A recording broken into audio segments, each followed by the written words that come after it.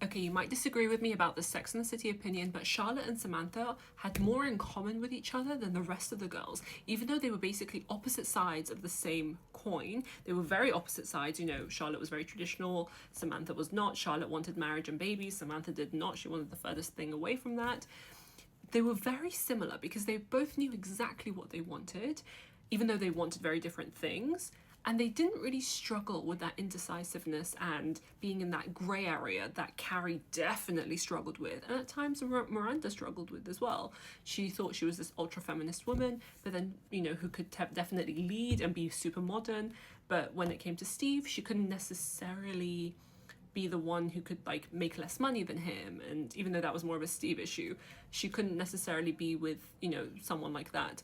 So she sort of struggled and was in a grey area of her womanhood, I think, in her character, and Carrie definitely struggled. But Samantha and Charlotte knew exactly what they wanted, and they didn't really change throughout the series. Yes, they developed, and Charlotte realised what she wanted was like a bit more shallow, and then she fell in love with Harry, but she still kept to her thing of like wanting marriage, a family, wanting that traditional setting of happiness.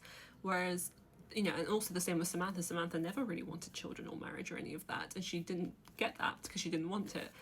But Carrie and Miranda, it kind of ebbed and flowed, and that's completely fine. But I always feel like people think that Charlotte and Samantha are so different to each other, but they actually aren't that different. They really aren't. Also, I'm loving the Rituals body creams. Like, these are body creams, but I definitely use them on my hands as well. They're so rich, but they smell amazing.